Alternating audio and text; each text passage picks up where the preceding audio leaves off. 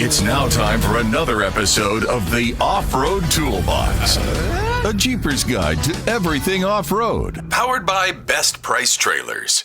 Big shout out to all of our sponsors there, Daytona Dodge Chrysler Jeep Ram, and Daytona Garage, a.k.a.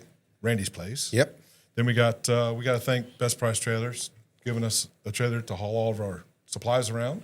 Thank you very much. And then we got B&B Fastener and Supply. For all their tools. For all the tools. And tools when you need. Reach out to them if you need some tools. Don't forget that you want to carry some when you're hitting the trails. So please, check them out, folks, and if you get a good deal, run with it. All right, man. So what's happening today? If I follow a lot of social media, which is probably too much, but a responsible off-roading. And I guess this year there's more people not being responsible. Yes. And it doesn't matter which group it is, whether it's the motorcycles, it's the side-by-sides, it's the four-wheelers, Jeeps, Toyotas, Broncos. We got to use our heads. And we got to be respectful of the land we're on. So and one of the things that actually came up when we were on that Teams meeting with the Freedom 250 people, out there, it's a very big deal. It's very big, and I wish we could incorporate that here somewhat. A lot of the good old boys are going to hate it, but we can't go out there and tear everything up. And yes, but our soil and our terrain so we're basically sand, mud, or swamp in Florida. We do have some sensitive areas, and that's usually our sea dunes with the sea oats and all that. And I hope people stay out of the sea dunes and stay out of the turtle nesting areas. But the big thing is, as soon as you get outside of Florida, the terrain changes. With the terrain change comes the effects of driving off-road. And there are more groups trying to shut down off-roaders than there are, and they got lobbyists. And so, again, we're looking at it. And one of the things, again, from the people from Freedom 250 is, and they have 2 badge of honor trails out there. Yes, they do have 2. Badge of honor. So, and they want to keep them open, and they don't want things shut down. But it's here's one of the complaints, and I look at things differently, and I tend to be, I like to think I'm objective versus subjective. So when you look at these reports, I look at who wrote it, so I can tell what's their skew. Are they being sincere, or are they just trying to prove a point which may or may not hold water? So one of the things is, the main effects of off-roading is soil damage from erosion, chemical pollution, vegetation lost, forest and brush fires, garbage pollution from accidental or intentional dumping. Yes. Yes, on all of that. Yes. And we've gone out and we've done cleanups. We do cleanups on the beach. We've done cleanups in the Ocala National Forest. And there's no need and people getting off the trail. There's no need to get off trails. No. I don't understand why people think that they got to make a new trail. I mean, yes, if there's a deep hole, people wallow it out, wallow the edges out. That's going to happen. That's different. Or so the people that go into the mud hole and make it deeper, don't do it. Don't do it. You're messing everybody else up. Yeah. You're making it harder for us. Then the other vehicles can't go through. And then And then they start making that it hole wider. And then the forestry people, they look at it and go, we can't be having this. And if you look at Stuck in off of Florida, SOS Stuck in Florida, you'll see some people you're in areas you shouldn't be in, which isn't, and you're stuck, I understand it. One is you're knucklehead, you're in a 2-wheel drive truck versus 4-wheel drive, or you don't have recovery gear. But the big thing is they go off trail, they go off areas, and if it's not a numbered trail, don't go sideways. Just stay on your trails. You don't have to be spinning tires. It's not Dukes of Hazzard, and you're not running moonshine. Okay, you're going out, and that's what it kind of. So, and what. Well, that was oh my gosh, or they're hunters or poachers, and they do some ridiculous things. When I look at some of their reports. And they're wanting to shut down, but Mother Nature does more damage than we're going to do. Not that that's any excuse, but when you look at things, lightning starts more forest fires than off-roaders. Without a doubt. But the thing is if we start tearing the terrain up, rain gets in it and the erosion is the big thing. And erodes it, and people just don't understand that. Correct. What they do is not cool. But there are ways to mitigate that. So when I'm looking at, so then like one of the big things that was recently is up in New Jersey at Wharton State Forest. So some off-road group decided it's a state park and they're going to cut all these new trails through it. So they literally got chainsaws and cut trees down. Not a good idea. No. And again, you're destroying vegetation, you're destroying things, you're making things worse. Don't do it. I mean, if you need to go to a private off-road park to do what you want to do and that landowner allows you to do it, fine, go at it. And there's plenty of private off-road events that are on private property that if you want to be that knucklehead, that's the place to do it. But on state or federal or county land, don't do it. But so now there's a group that are actually petitioning in New Jersey to shut down all off-road driving. So that's New not Jersey. Jersey. So what do they have in New Jersey? That's that state park. It had like 100 and something miles of trails, the Wharton State Park, but somebody went in and messed it all up, and that was just in September. Why don't they organize some? Organize these cleanup crews, and that would kind of mitigate. Wouldn't that help things? So that's what we talk about is getting with the right group, and your group going cleaning it up and doing things. And there are groups that do it, but if people did what they're supposed to do, we wouldn't have to do cleanups. No, exactly. When you're driving, I mean, even if you're just out trail riding. Yes. If you see something, stop, pick it up, throw it in the back of the Jeep or whatever. Or bring one of those trash bags, whether you get it from Spiderweb Shapes or one of our, you hang on your back tire. And you can just fill that up, and when you get someplace, you can just dump it. And 9 times out of 10 at the trailhead, there is a place to put garbage at. Yes. So it's just don't be flinging it out the window. Whatever you bring in, you hike it in, you hike it out. Just leave nothing but tire tracks and not spinning all your tire tracks.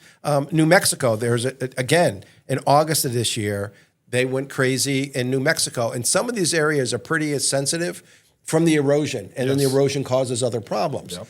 So they automatically shut it down. But some of these groups raise money. And so they're worrying about the runoff and going downhill, where with that money, they can actually build collection points so you don't have that erosion. Right. I mean, it's not real. So I would get together with the group. I would get together with the state people, the environmental people, like, hey, these are the trails we use. Yes, it creates runoffs. So here's, catch basins or things we can do to prevent further runoff. Right. But it's just getting together with the groups and doing it. But so if you get some groups, and there are some biologists that just want to shut everything down because it's so environmentally sensitive, whether it is or not, I want you to prove it to me before you start taking away my right to enjoy the land that I pay taxes on, which is the whole United States. We all pay federal taxes at some point. Before somebody says, yeah, you can't go on that, I'd like to go on it, but I don't want to destroy it or tear it up. And unless there's something super sensitive, and there's some things we're going to cover in here where, there are some things where you'll bring seeds in, and then the seeds carry and they pollinate. And I'm like, but what about in a windstorm? Those same seeds get airborne. Yeah. And it's maybe not as much, again. Right. So those are all things we can consider. It's just like whenever they were taking boats with the mussels on them, the zebra mussels. Yes. Arizona, I think it is.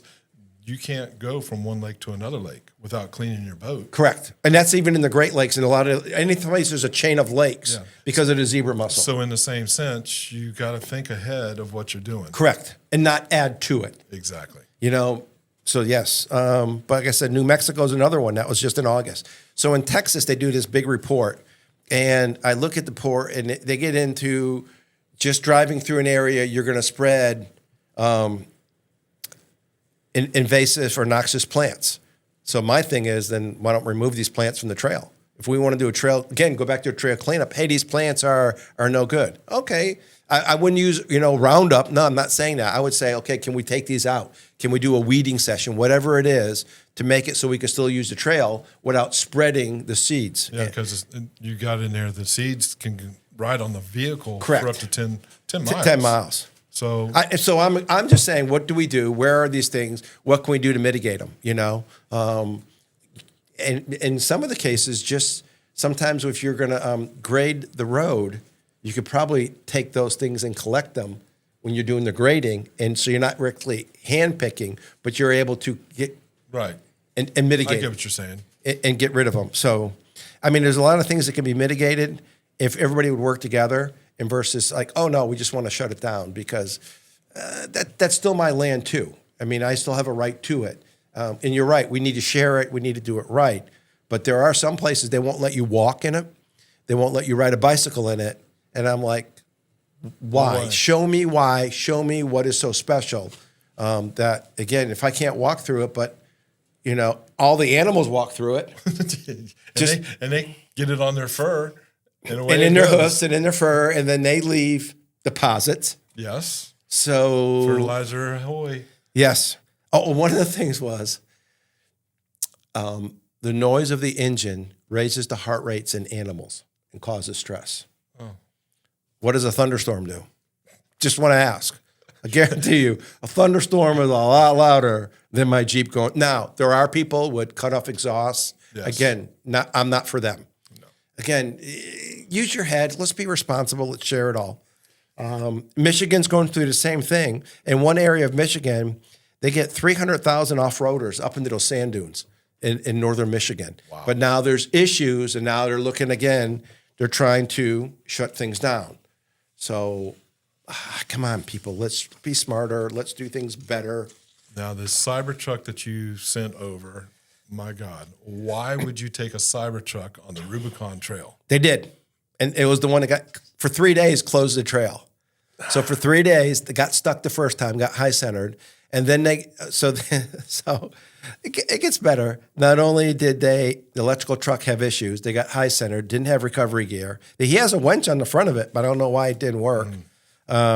Overheated the motors, busted tie rod ends, and cracked the steering rack. So, I have no words for that. yes. I just, why?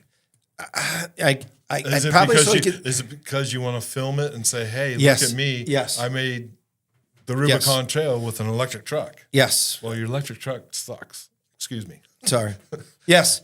So it's just what's it make the news? Says, hey, these guys can't be responsible. Right. And that's just. But then we get into the other guy that the Black Bear Pass in southern Colorado got shut down because somebody from South Carolina and their Kia Telluride with street tires on it, even though it's all-wheel drive. And they were told by the locals, hey, don't go up there because your vehicle's not going to make it. It's not equipped. You need four-wheel drive low. You need proper tires.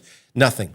Again, shut down for days, and it was in a precarious position, because it was going to teeter over and go down hundreds of feet before it crashes. It just didn't need to do that, There was no reason for it. No, there isn't.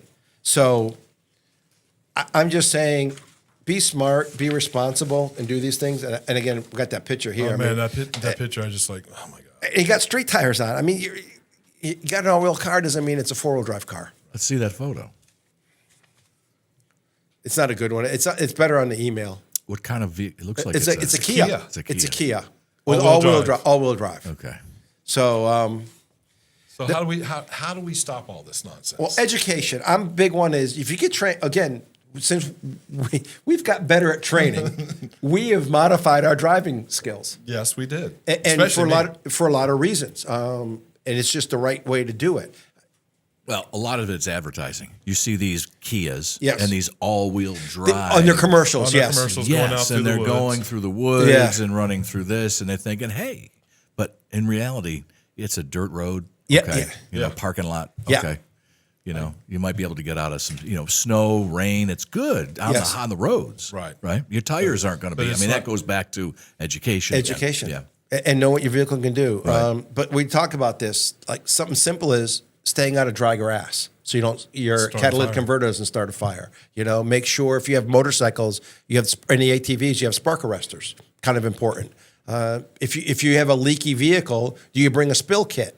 And a spill kit will have absorbents in it and pads in it, plastic bags. Then you scoop everything up and you put it in a trash bag. So the animals, because antifreeze, you get antifreeze in the ground. Animals, because of the sweet nature of it, will try to sniff it, lick it, then they die. We don't need that. So if your vehicle's leaking, if you have a leaky vehicle, then don't take it out. Right. Just don't. Because it's gonna impact things. Oil leaks. If you blow brake lines or transmission lines or anything, clean up your mess. Scoop it up, clean it up. In some places, you're required. They actually have the park rules is you have to have a spill kit in your vehicle to collect all those things. So again, we're spoiled in Florida because nobody requires us to do it in Florida. But when you go around, especially again, all over the West and Midwest, yes, you need to do those things. Stay on the trail. Don't make new trails. Don't cut stuff down. Just don't, as you say, don't be a knucklehead. Yeah, it just gets old. So it's just, we need to think about this because, again, we have a lot of off-road events and we're promoting good off-roading, whether you're in an ATV, a side-by-side, truck, it doesn't matter. So, but somebody posted, it's stuck in Florida, and they're evidently where they're at, this guy knew, and he goes, hey, you're off trail, and you could get fined up to $500. But then he goes, no, it's $500 for every tire off the trail. So I'm like, I don't know if that's true or not, So in Florida, our Department of Agriculture actually has a handbook, a guidebook for off-roading with all the laws, what to do, and it covers everything from motorcycles to ATVs to UTVs, and where you can go and who to call and everything else. So one of my contacts is a captain at Florida Fish and Wildlife, Captain Haney, and I called him, and he goes $500 a tire. Specifically, the guy said $503 per tire. He goes, it's a federal thing, so I'm not sure. He goes, I know for us, ours start at $55 for violations, and then they go up to a second-degree misdemeanor, which is $500. And so, he goes, but on the federal side, I don't know. He goes, would $500 on the federal side for an incident, a fine be unreasonable for the feds? No. $500 per tire? He goes, I'd have to see the ordinance. He goes, but the Ocala National Forest is not in my area of operations. So he couldn't comment on it. And of course, we're in the shutdown, so I can't call and get the information because of the shutdown. But you got that booklet, and we'll post that up on the Facebook page. It talks about if it's not your property, don't trespass. Don't trespass. Right. The big thing is one of the Florida state statutes is damage to public lands. So when you're going out here and you're spinning your tires and you're throwing your rooster tail and you're tearing everything up, you could be looking at a $500 fine. And rightfully so. If you go out to places and you spray graffiti, gonna get, you get caught, you can get a fine. And also remember, on some of these things, they can do, especially when they have you standing there with your tag number in your vehicle, and they can actually pinpoint that location, you could actually be fined later. Oh, yeah. And in some cases, yeah, maybe you should, because you're not in an area where you should be. You're off these trails. So read up on the rules and whatnot. Please. And for whatever state you're in yes. or whatever state you're going to. Yes. And also, if you don't have a 4-wheel drive vehicle, don't go off-roading. Don't do that. All the time. Yes. You can stay on a dirt road, but don't go down. Do not trail ride. Go on your own, especially. No one should be going on their own. But we see it all. And again, but all-wheel drive vehicles, it's not 4-wheel drive. Nope. No. And it doesn't act like that. No. So it's just it's a sensitive subject, and we have to harp on it. But because it keeps coming up, and I don't want land shut down. We have some things coming up that we want to go and enjoy. Mm-hmm. And one of the reasons is, and one of the areas goes from a private area into one of our state land, state forests. And when you're in that state forest, you gotta follow the rules. Follow the rules, and they do enforce. In that area, they do enforce. Yeah, they do. They do. So we want to be responsible. We want to be good people, and we want everybody to be safe, and we don't want things shut down. All right, guys. I think that's it. I'll get off my horse. Okay, horse off. Yep. 19 minutes of a horse ride with Bart. Thank you, guys. Just please. All right, guys. Thanks for tuning in. Heed our warnings. Read up and be safe out there. Thank you. And there you have it. Don't you feel smarter now? We'll drop more knowledge on you soon. Thanks for listening to the Off-Road Toolbox, powered by Best Price Trailers.